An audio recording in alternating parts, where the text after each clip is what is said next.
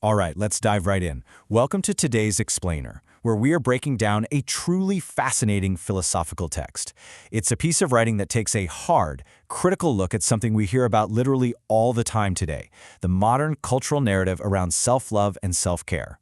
We live in an era that totally champions putting yourself first, but this source material flips that entire concept on its head. It explores how unchecked self-love can actually become a psychological trap. It's a super compelling read, and I'm thrilled to walk you through its core arguments today. So, here's our roadmap for today. First, we'll look at the danger of self-love. Second, the order of love. Third, true self-love. Fourth, the risk of false religion. And finally, liberation from narcissism. Section 1. The danger of self-love. Everywhere you look right now, we are constantly told to value ourselves, right? To prioritize our boundaries, and to make absolutely sure we are putting ourselves first. And honestly, on the surface, that sounds incredibly healthy. The modern definition of self-love is usually built on these pillars. Value yourself, accept exactly who you are, and aggressively remove any discomfort from your life. While the source text acknowledges this isn't inherently bad, it asks us to look a little closer under the hood. It identifies a massive, hidden danger when this desire lacks a higher purpose. And that brings us to the text's pivotal question, which I absolutely love. What is this self-love actually serving? If you're putting yourself first, what's the ultimate goal? Because the author argues that when self-love doesn't have a higher purpose beyond just making you feel good, it has a very high probability of quietly morphing into something else entirely, pure narcissism. The author makes this brilliant psychological observation of how a healthy desire for self-worth slowly degenerates. It's kind of like a psychological slippery slope. Step 1 is completely reasonable. I need to love myself. But without a higher purpose, it shifts to step 2. Everyone must understand me. Then it hardens into step 3. No one can contradict me or my desires, until finally it hits step 4, the ultimate trap of the ego. I don't need to change. The text points out that by the time you reach this stage, self-love is no longer about desiring what is truly good for yourself. It's totally devolved into a demanding, permanent protection of your own ego. Section 2. The order of love. So, how do we actually fix this? Well, the author relies on a specific Christian philosophical framework called the order of love. The traditional structure dictates that you first love God above all things, and second, you love your neighbor as yourself. The core argument the source makes here is that both self-love and love for others absolutely must be ordered by the love of God. Impartially speaking, what this framework accomplishes is structural. It forcibly removes the human ego from the center of the universe. By replacing the ego with a transcendent purpose, in this case God, love becomes structured, outward-facing, and practically immune to becoming purely self-serving. Section 3. True self-love. Let's look at the contrast between the modern cultural myth and what the text calls genuine self-love. On the left, false self-love says, I am perfect the way I am, including all my flaws. The author argues this is essentially just passive self-indulgence. On the right, true self-love says, I love the life God gave me, so I want to correct it, perfect it, and guide it toward the good. According to the text, when you love yourself through a higher purpose, you don't just blindly accept all your impulses and defects. You actually value yourself way too much to just settle for your flaws. I want to pause on this for a second because it's a genuinely powerful quote directly from the source. My life has too much value for me to remain a slave to my flaws. This radically redefines what it means to care for yourself. It suggests that true self-love is an active, sometimes uncomfortable drive toward goodness. It requires work. It means admitting you aren't perfect and striving to be better precisely because your life has inherent worth.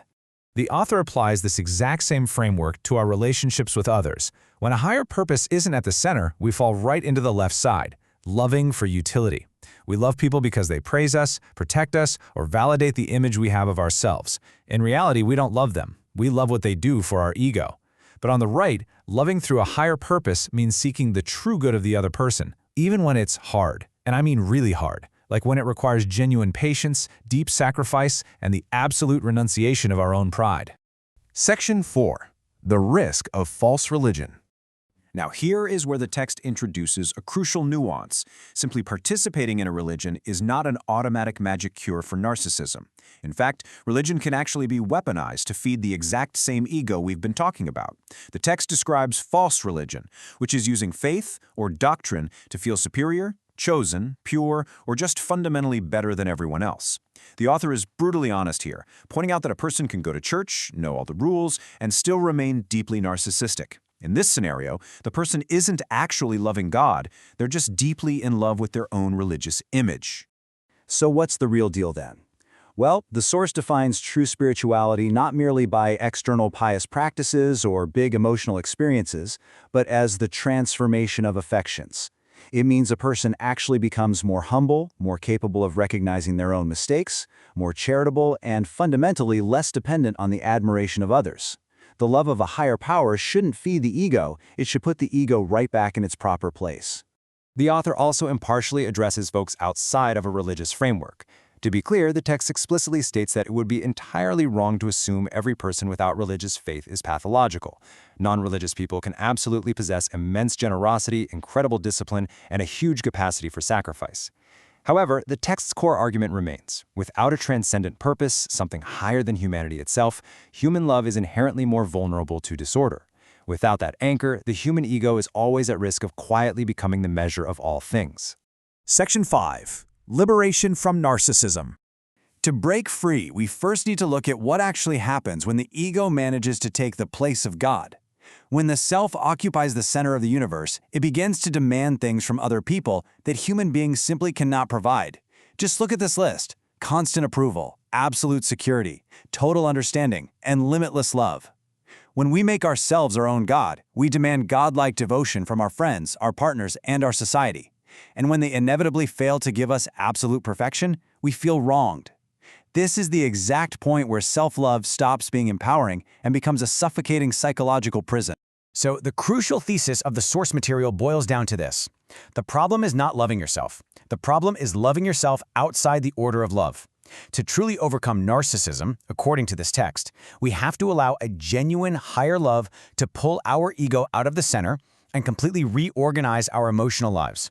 Self-love is incredibly healthy, provided it's properly ordered and doesn't just evolve into the worship of the self. I want to leave you with a final thought today, a question directly inspired by the incredibly challenging text we've unpacked. Take a real, honest look at your own motives. Is your self-love driving you toward a higher purpose, pushing you to grow, improve, and sacrifice for others? Or is it just quietly building a prison for your ego? It's a fascinating question to ponder, and one that just might change how you view your own journey of personal growth. Thank you so much for joining me for this explainer, and keep questioning the narratives around you.